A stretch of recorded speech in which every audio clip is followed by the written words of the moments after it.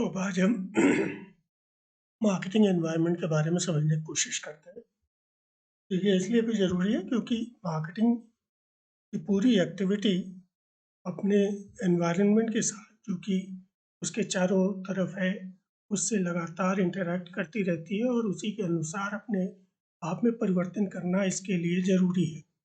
अगर यदि ये अपने में परिवर्तन एनवायरनमेंट के हिसाब से नहीं करेगी, यानी अपने चारों ओर के वातावरण के हिसाब से नहीं करेगी, तो यह एक्टिविटी उतनी सफल नहीं हो पाएगी जितना तब होगी जब यह अपने आप में परिवर्तन समय समय पर करती रहेगी। क्यों ऐसा क्यों है? क्योंकि मार्केटिंग जो है, या कोई भी बिजनेस ही है, आप समझ लो बिजनेस एक ओपन सिस्टम होता है और ये लगातार अपने एनवायरनमेंट के साथ अपने आप में परिवर्तन इसमें अपने आप होता रहता है। यदि यह परिवर्तन कंपनी अपने खुद के एनवायरनमेंट की समझ के हिसाब से स्वयं करे, तो यह उस कंपनी के लिए या मार्केटिंग एक्टिविटी के लिए या किसी भी एक्टिविटी के लिए, चाहे वो फाइनेंस की एक्टिविटी हो या एचआर की एक्टिविटी हो, यदि वो वातावरण को समझेगा तो उसी के हिसाब से वो लगातार यदि परिवर्तन करता है तो सही तरीके से उस परिवर्तन का फायदा उठाने के बारे में सोच सकता है। आज जिन विषयों पर हम ध्यान देंगे वो है, एक तो क्या डेफिनीशन है मार्केटिंग एनवायरनमेंट की, दूसरा क्या इसके कैरेक्टरिस्टिक्स और क्या इसका नेचर है, तीसरा इसकी इम्पोर्टेंस क्यों है, और चौथा इस कितने तरह के मार्केटिंग एनवायरनमेंट होते हैं। पहला इसकी डेफिनेशन क्या है? डेफिनेशन बहुत सिंपल है। The company marketing environment consist of factors and forces outside marketing that affect marketing management's ability to develop and maintain successful relationship with its target customers। यानी company के मार्केटिंग एनवायरनमेंट, कंपनी का जो marketing environment होता है वो उन factors से, उन फोर्सेस से मिलकर बना होता है जो मार्केटिंग के बाहर हैं। वो मार्केटिंग के बाहर है, यानी मार्केटिंग डिपार्टमेंट को एनवायरनमेंट का हिस्सा नहीं माना जाएगा, या जो मार्केटिंग की एक्टिविटी है उसको एनवायरनमेंट का हिस्सा नहीं माना जाएगा। लेकिन उसके बाहर जो कुछ भी है वो सब एनवायरनमेंट का हिस्सा है, चाहे वो कंपनी के अंदर हो चाहे वो कंपनी के बाहर हो। जो भी ऐसी चीज़ है जो कंपनी के मार्केटिंग के एक्टिविटी के ऊपर असर डालती है वो मार्केटिंग एनवायरनमेंट का हिस्सा है। क्यों? क्योंकि यदि मार्केटिंग डिपार्टमेंट उन मार्केटिंग एनवायरनमेंट के फैक्टर्स के हिसाब से अपने आप को एडजस्ट करके अपने कस्टमर से रिलेशनशिप बनाने की कोशिश करेगा तो वो रिलेशनशिप सफल होंगे।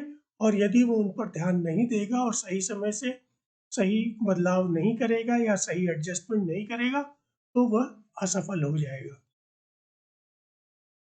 इसके कैरेक्टरिस्टिक्स क्या है? नंबर एक तो ये कॉम्प्लेक्स होता है। Complex in the sense कि environment comprises of many factors. All these factors are related to each other। एक तो ये कि मार्केटिंग एनवायरनमेंट में सिर्फ का केवल एक हिस्सा नहीं होता, यानी जब हम एनवायरनमेंट की बात कर रहे हैं, मार्केटिंग के एनवायरनमेंट की बात कर रहे हैं, तो हम नेचुरल एनवायरनमेंट की बात नहीं कर रहे हैं। नेचुरल एनवायरनमेंट जैसे कि मौसम कैसा है, या जियोग्राफी क्या है, या लोकेशन क्या है, हम सिर्फ उसकी बात नहीं कर रहे।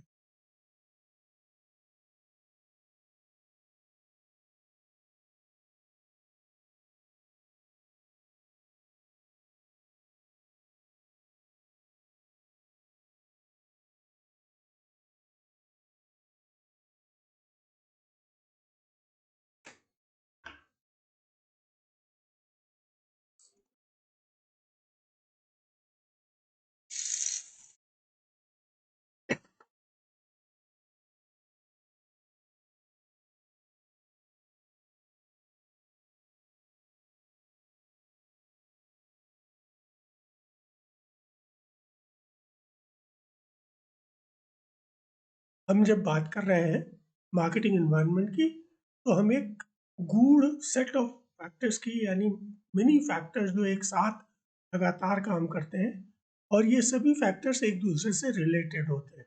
जैसे इकोनॉमी आपकी पॉलिटिकल जो एस्टेब्लिशमेंट है या जो पॉलिटिकल थॉट है उससे रिलेटेड होती है, या आपका जो पॉपुलेशन है वो आपकी सोसाइटी से रिलेटेड होता है, या जो आपके आपके सोसाइटी में एजुकेशन का लेवल है वो आपके पॉलिटिकल थॉट से, आपके लॉ से और आपके सोशल या कल्चरल फैक्टर्स से रिलेटेड होती है और इकोनॉमी से भी रिलेटेड होती है। इसलिए ये कहना कि ये एक दूसरे से अलग अलग काम करते हैं, ये सही नहीं है। ये सभी मिलके एक कॉम्प्लेक्स तरीके से इकट्ठा आपके मार्केटिंग पे फर्क डालते हैं, क्योंकि आपके कस्टमर पे इकट्ठा फर्क डालते हैं। Therefore, their individual effect on marketing cannot be recognized. इसलिए आप अलग अलग सबका असर आइडेंटिफाई करना आपके लिए मुश्किल होगा। This is perhaps the reason which makes it difficult for the managers to face them. Difficult होता है, लेकिन ऐसा भी नहीं है कि ये असंभव सा है। आप अलग अलग फैक्टर्स के अलग अलग रिजल्ट को समझ सकते हैं, लेकिन आप पूरी तरह से अलग करना मुश्किल होगा थोड़ा। डायनामिक, ये जब जितने भी फैक्टर्स हैं, as is clear the environment is a mixture of factors and changes in some or other factors continue to take place. Therefore, it is said that marketing environment is dynamic. ये dynamic है, यानी इसमें लगातार परिवर्तन होता रहता है। ये परिवर्तन समय के साथ अपने आप होता है। जैसे इकोनॉमी समय के साथ खुद परिवर्तित होती रहती है, सोसाइटी में या कल्चर में समय के साथ परिवर्तन आता रहता है, और एक में कोई भी परिवर्तन होता है तो वो बाकी सभी फैक्टर्स पे असर डाल के उनको उनमें भी परिवर्तन कर देता है। ये कॉम्प्लेक्स सेट है, इसलिए और समय के साथ सब में परिवर्तन होता रहता है, और ये परिवर्तन सब एक दूसरे को पे असर डाल के एक दूसरे में और परिवर्तन लाते हैं। तीसरा, अनसर्टेन है। Nothing can be said with an amount of certainty about the factors of the marketing environment because they continue to change quickly. Certainty के साथ कुछ नहीं कहा जा सकता कि कल को क्या होगा, और कल का तो आप बता सकते हैं या शॉर्ट टर्म में आप चेंजेस को आइडेंटिफाई कर सकते हैं, लेकिन जो आपका बिजनेस एक्टिविटी है वो शॉर्ट टर्म के लिए नहीं है। आपकी बिजनेस एक्टिविटी लॉन्ग टर्म के लिए है, और लॉन्ग टर्म में इसको आइडेंटिफाई करना बहुत मुश्किल होता है कि ये जो फैक्टर्स हैं या फोर्सेस हैं, इनमें क्या परिवर्तन होगा। इसलिए इनमें एक अनसर्टेनिटी होती है, और ये अनसर्टेनिटी मार्केटिंग मैनेजर को कम से कम करनी पड़ती है, क्योंकि मार्केटिंग मैनेजर अनसर्टेनिटी के साथ यदि डिसीजन लेगा तो उसके डिसीजंस के गलत होने की संभावना बढ़ जाती है। परंतु लॉन्ग टर्म में बहुत ज़्यादा सर्टेनिटी के साथ ये समझना कि हमारे कल्चरल फैक्टर्स किस तरह मूव करेंगे, या हमारे इकोनॉमिक जो एनवायरनमेंट है उसमें क्या परिवर्तन होगा, या हमारा जो डेमोग्राफिक एनवायरनमेंट है उसमें क्या परिवर्तन होगा, थोड़ा सा मुश्किल है। लेकिन ट्रेंड्स की एनालिसिस करके हम समझ सकते हैं कि उनमें क्या संभावित परिवर्तन हो सकते हैं।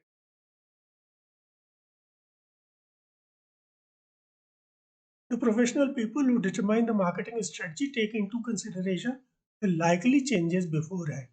जो प्रोफेशनल्स होते हैं वो लाइकली चेंजेस पे ध्यान रखते हैं, और उसके लिए ट्रेंड एनालिसिस होती है, और तरह तरह के एनालिसिस टूल्स हैं। उन एनालिसिस टूल्स का प्रयोग करके हम समझने की कोशिश करते हैं कि ये कहाँ जा रहा है परिवर्तन। ये मल्टी डायमेंशनल होते हैं जितने भी फैक्टर्स हैं। Marketing environment is related to local conditions, and this is the reason as to why the business environment happens to be different in different countries, and different even the same country at different places, और different at the same place because of different reasons. जो same place पे भी, जैसे आप एक same locality भी ले लेंगे तो उसमें भी अलग अलग कस्टमर ग्रुप्स के लिए जो ये फैक्टर्स हैं या जो फोर्सेस हैं वो अलग अलग होंगे। ये मल्टी डायमेंशनल है, कि इसमें ऐसा नहीं है कि सिर्फ एक कोई, यदि आपने एक लोकल एरिया आइडेंटिफाई कर लिया या एक कंट्री आइडेंटिफाई कर ली, नहीं, ऐसा नहीं है। इनमें हर समय हर जगह, मतलब जिसको कहते हैं ना देश काल के हिसाब से परिवर्तन, इनमें चूंकि ये मल्टी डायमेंशनल है इसलिए इनमें देश काल के हिसाब से काफ़ी परिवर्तन हो जाता है। Interdependent components, different factors of marketing environment are correlated, ये मैंने आपको बता दिया। For example, change in the import export policy with the coming of new government. नई सरकार आती है, आपकी इम्पोर्ट एक्सपोर्ट पॉलिसी चेंज हो सकती है। नई सरकार आती है, आपके जो रेगुलेशन है बिजनेस पे उनमें परिवर्तन आ सकता है। जैसे बीजेपी की सरकार आई, उसने टैक्स रेजिम में चेंज कर दिया और जीएसटी को एक सिंगल टैक्स बना दिया ऑल अक्रॉस द कंट्री। नहीं तो अभी तक जितने भी देश के राज्य थे उनका सबका अपना अपना, कहीं सेल्स टैक्स था, कहीं वैट था, कहीं कुछ था, अलग अलग नाम से सेम टैक्स जो है, इनडायरेक्ट टैक्स जो है वो अलग अलग राज्यों में था, उनके रेट्स अलग अलग थे। लेकिन जब बीजेपी आई तो उसने सबके लिए एक कर दिया, वो हुआ जीएसटी। अब importance and significance of marketing environment.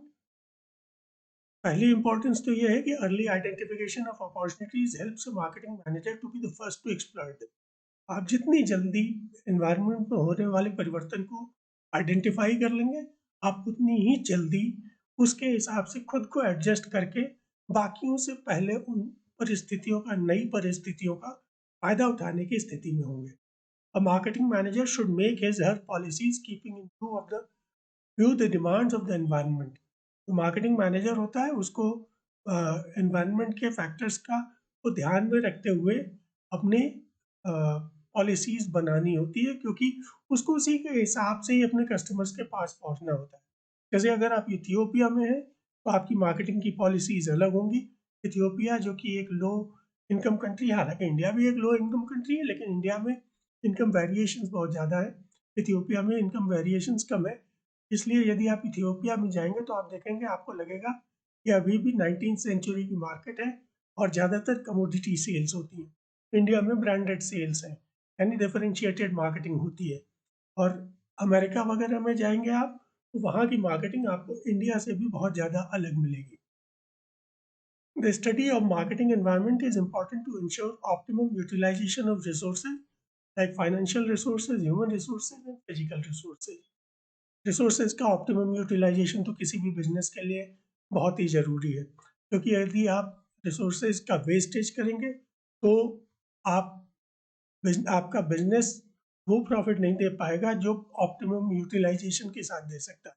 और यदि आप रिसोर्सेज कम खर्च करेंगे तो आप मार्केट में जो अपॉर्चुनिटीज़ हैं उनको आप प्रॉपर यूटिलाइजेशन नहीं कर सकते। तो यदि आप एनवायरनमेंट को समझते हैं तो आप रिसोर्स एलोकेशन प्रॉपरली कर सकते हैं।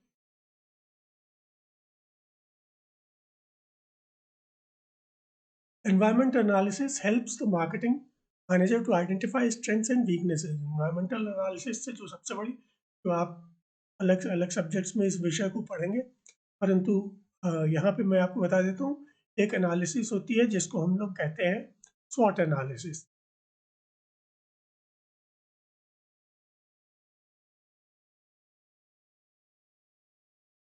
इसको SWOT,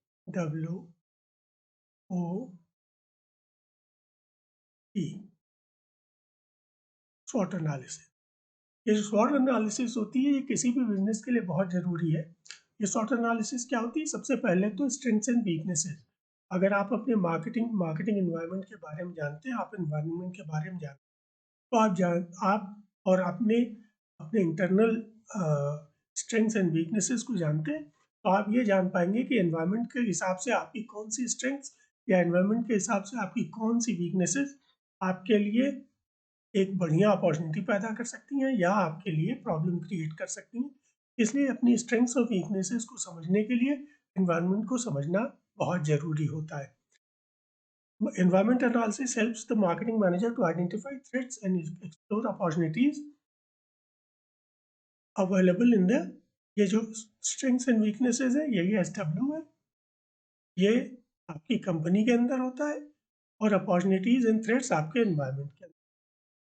अगर आप एनवायरनमेंट को एनालिसिस प्रॉपरली करेंगे तो आप उसमें अपनी स्ट्रेंथ्स और वीकनेसेस के हिसाब से आप अपॉर्चुनिटीज़ और थ्रेट्स का आइडेंटिफाई कर पाए। अगर आप उसकी एनालिसिस प्रॉपरली नहीं करेंगे तो अपने अपॉर्चुनिटीज़ और थ्रेट्स का प्रॉपरली आइडेंटिफाई नहीं कर पाएंगे, प्रॉपरली आइडेंटिफाई नहीं कर पाएंगे अपनी स्ट्रेंथ्स और वीकनेसेस के हिसाब से। आपकी स्ट्रेंथ्स क्या हो सकती हैं? जैसे आपकी मार्केट में रीच, आप कहाँ तक, आपकी जो डिस्ट्रीब्यूशन चैनल में रीच है वो आपकी स्ट्रेंथ हो सकती है। हो सकता है आपकी डिस्ट्रीब्यूशन चैनल में रीच जो है आपके कॉम्पिटिटर से बेहतर है, तो ये आपकी स्ट्रेंथ है। अगर आपकी फाइनेंशियल पावर उतनी ज़्यादा नहीं है, जैसे आप मान लीजिए नई कोला कंपनी है, तो अगर आप नई कोला कंपनी, तो आपको पता है मार्केट में 2 ही कोला ब्रांड इस समय बहुत ज़्यादा उनके ऑलमोस्ट 50-50% मार्केट शेयर है, कोका कोला और पेप्सी कोला। अगर आप नई कोला कंपनी है तो फाइनेंशियल पावर में, डिस्ट्रीब्यूशन पावर में उनसे बहुत कमज़ोर है, लेकिन लोकल टेस्ट की समझ आपकी स्ट्रेंथ हो सकती है। लोकल मार्केट में लोकल हिसाब से, क्योंकि वो नेशनल लेवल की ब्रांड है, इसलिए उनके पूरे मार्केटिंग एफर्ट नेशनल लेवल के हिसाब से होते हैं। आप लोकल मार्केट के टेस्ट के हिसाब से, लोकल मार्केट की लाइक्स के हिसाब से अपनी मार्केटिंग एक्टिविटी को डिफाइन कर सकते हैं, उसको डिज़ाइन कर सकते हैं, या आपकी एक लोकल मार्केट की आपकी खास समझ आपकी स्ट्रेंथ हो सकती है। ये तो आपकी स्ट्रेंथ्स एंड वीकनेसेस हो गई।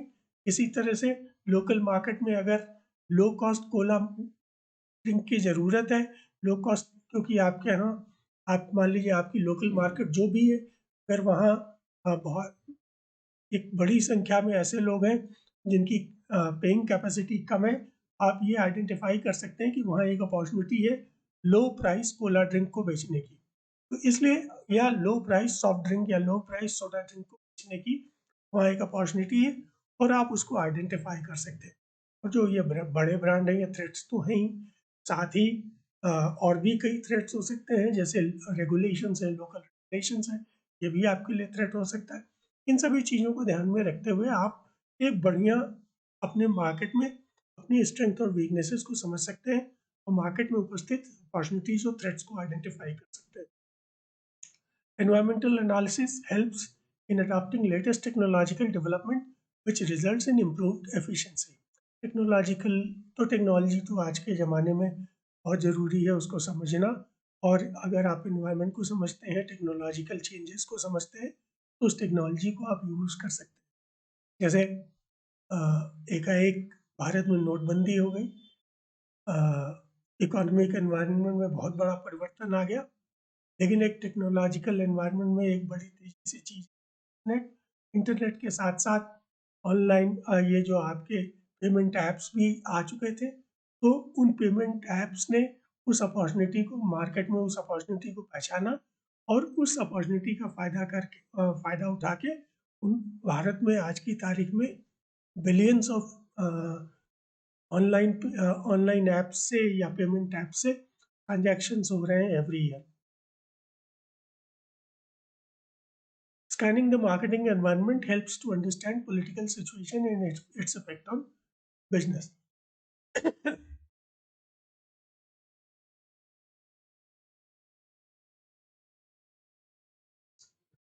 पॉलिटिकल सिस्टम को समझना बहुत ज़रूरी है, क्योंकि सिस्टम आपका बिजनेस को कभी भी और किसी भी स्थिति में इसके ऊपर असर डाल सकता है। बाकी सभी फैक्टर्स में धीरे धीरे चेंजेस होते हैं, जैसे इकोनॉमिक एनवायरनमेंट है उसमें धीरे धीरे चेंज होता है, या सोशल और कल्चरल एनवायरनमेंट है उसमें धीरे धीरे चेंज होता है, लेकिन पॉलिटिकल एनवायरनमेंट एकाएक बदल सकता है। और पॉलिटिकल एनवायरनमेंट जैसे ही बदलता है, आपका रेगुलेटरी और लीगल एनवायरनमेंट बहुत तेज़ी से उसके बदलने की संभावना हो जाती है। इसलिए बहुत ज़रूरी है कि आप पॉलिटिकल सिचुएशन को के ऊपर लगातार निगाह रखें। इसलिए बहुत ज़रूरी है कि आप, और यदि आप उस पॉलिटिकल सिचुएशन को बेहतर समझ पाएंगे और उसके हिसाब से खुद को एडजस्ट कर पाएंगे, तो आप सक्सेसफुल रहेंगे। और अगर आप उसके हिसाब से खुद को एडजस्ट नहीं कर पाएंगे या उन चेंजेस को पहले से एंटिसिपेट नहीं कर पाएंगे, तो आपके लिए मुश्किल होगी। इसीलिए एनवायरनमेंट पे लगातार निगाह रखना बहुत ज़रूरी होता है, खासतौर पर सिचुएशन के लिए, क्योंकि पॉलिटिकल सिचुएशन बहुत तेज़ी से कभी भी बदल सकती है।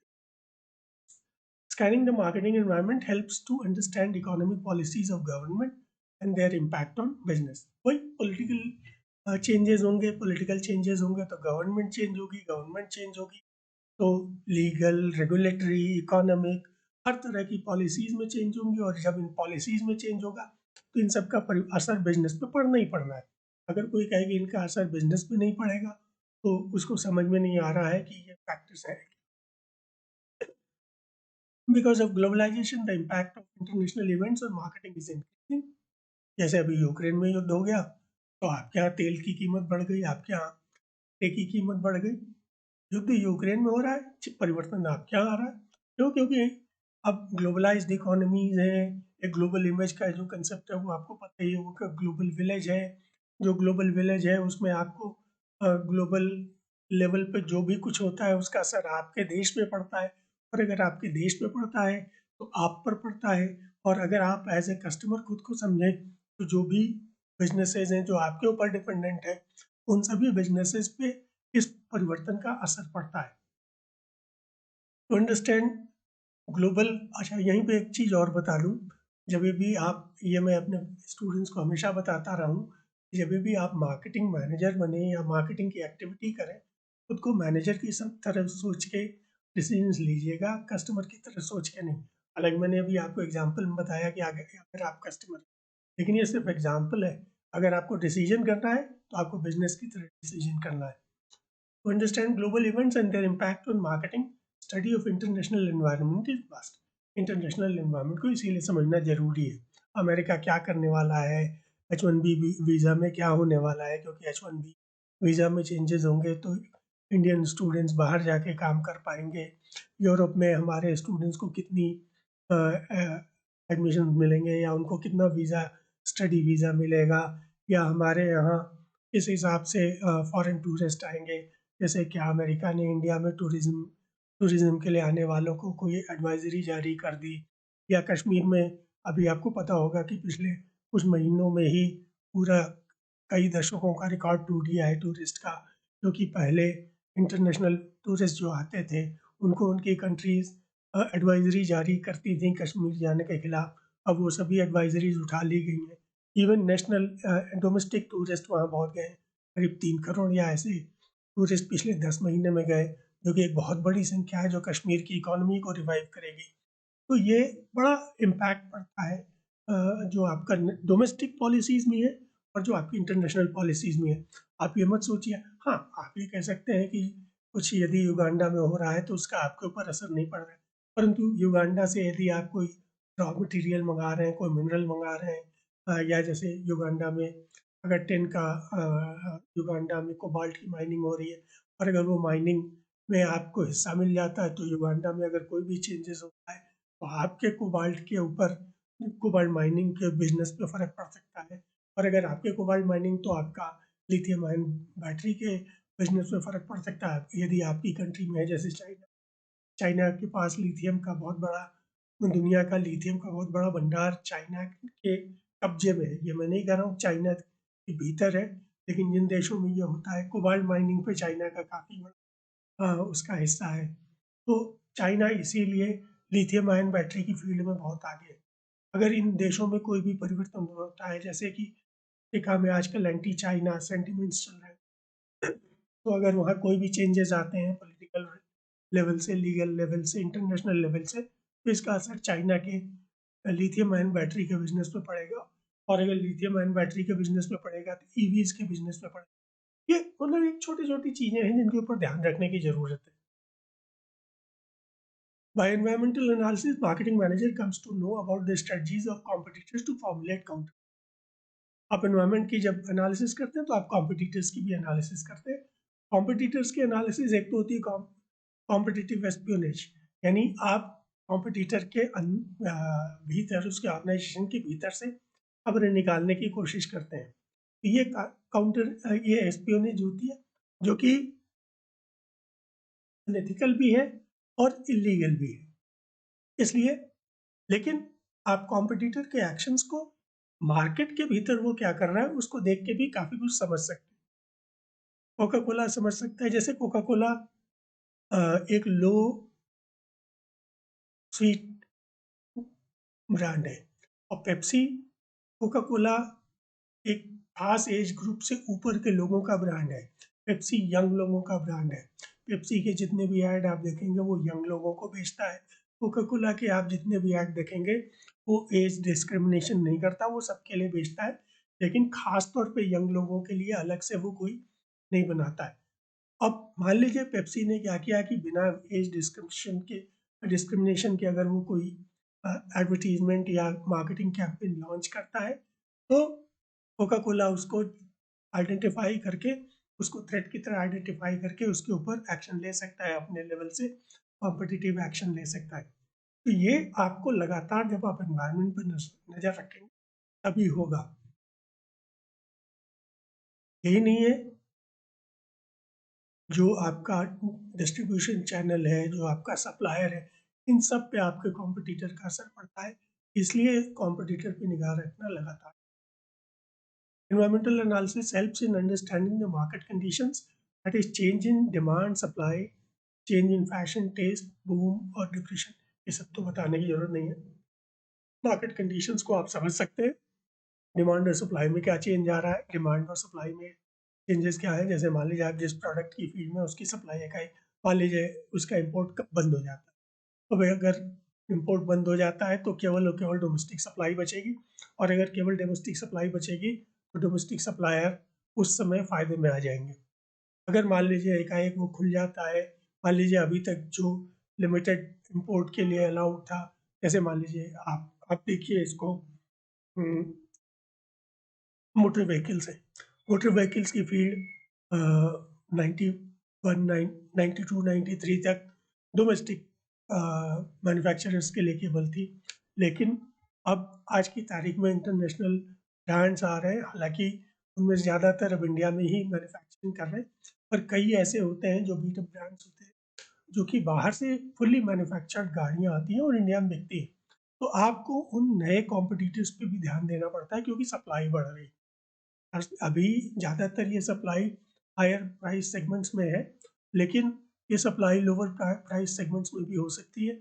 इसलिए ये मत सोचिए कि कल को आप अगर आप लोअर प्राइस सेगमेंट में हैं तो आपके ऊपर फ़र्क नहीं पड़ेगा, आपके ऊपर कभी भी फ़र्क पड़ सकता है। इसलिए एनवायरनमेंट पे हमेशा ध्यान रखिए। अब ये कितने तरह के एनवायरनमेंट होते हैं? ये एनवायरनमेंट होते हैं दो तरह के।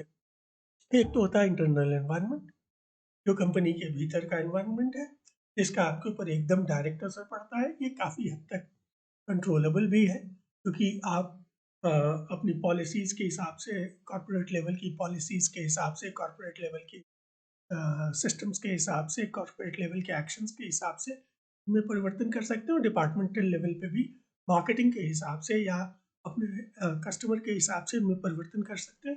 तो ये काफ़ी हद तक कंट्रोलेबल एनवायरमेंटल फैक्टर्स होते हैं, लेकिन मार्केटिंग डिपार्टमेंट के लिए अनकंट्रोलेबल है। मार्केटिंग डिपार्टमेंट इनमें कोई चेंजेस नहीं कर सकता।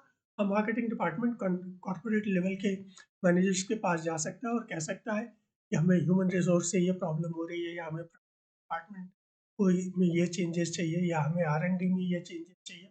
इन सभी को, या जो बाकी की चीज़ें आपको दिख रही हैं, जैसे ये जितने भी हैं, ये आपको दिख रहे हैं, तो इन पे आप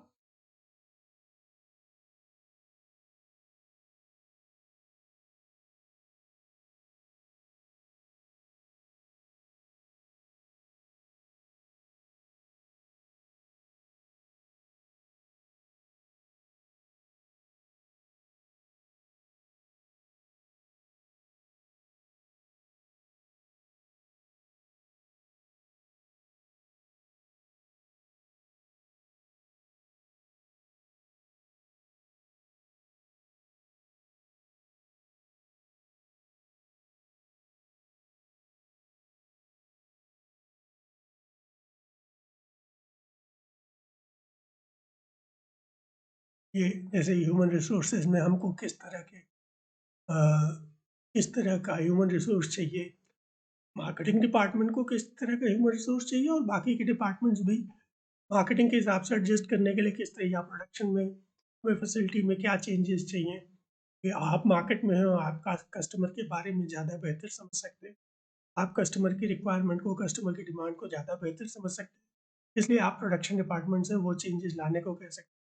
हालाँकि ऐसा नहीं है कि ये आपके कहने से कोई चेंजेस कर देंगे। इनमें चेंजेस तो आपको कॉर्पोरेट लेवल से या कंपनी लेवल से ही कराना पड़ेगा। आपके लेवल से ये चेंजेस नहीं आएँगे, इसीलिए आपके लिए ये अनकंट्रोलेबल वेरिएबल्स हैं। लेकिन कंपनी के लिए कंट्रोलेबल वेरिएबल्स हैं, कंपनी इनमें चेंजेस कर सकती है। हाँ, फाइनेंशियल कैपेबिलिटी कंपनी के लिए भी उतना कंट्रोलेबल नहीं हो सकती, लेकिन कभी भी कंपनी अपनी फाइनेंशियल कैपेबिलिटी बढ़ाने के लिए लोन लेना, या मार्केट में अपने स्टॉक्स को फ्लोट कर इस इस तरह के काम करके कंपनी अपना फाइनेंशियल कैपेबिलिटी बढ़ा सकती है। आप अपनी कोर कॉम्पिटेंसी पे ध्यान दे सकते हैं, आप अपनी इमेज कैसे बनाएं, इस पे ये आपके डिपार्टमेंट का काम है, आप इसके ऊपर ध्यान दे सकते हैं। ये सभी चीज़ें जो है, ये मार्केटिंग लेवल की, मार्केटिंग के लिए इंटरनल एनवायरनमेंट का हिस्सा है, कुछ हद तक कंट्रोलेबल है कंपनी के लिए, लेकिन ये मार्केटिंग डिपार्टमेंट के लिए कंट्रोलेबल नहीं है।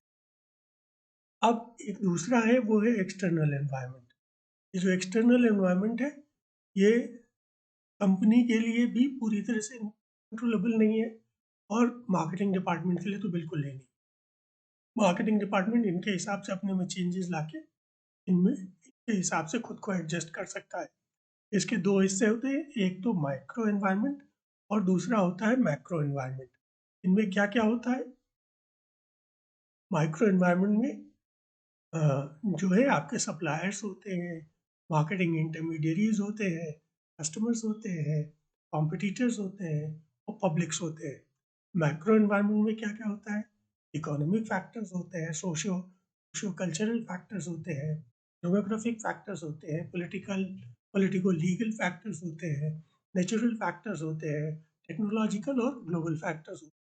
ये अलग अलग छोटे छोटे हैं माइक्रो एनवायरनमेंट जो आपके ऊपर डायरेक्ट असर डालता है, कंपनी के ऊपर डायरेक्ट असर डालता है, और एक खास कंपनी पे इनका सीधा असर पड़ता है कि आपका सप्लायर आपको कितनी सप्लाई दे रहा है, किस क्वालिटी की सप्लाई दे रहा है, कब सप्लाई दे रहा है।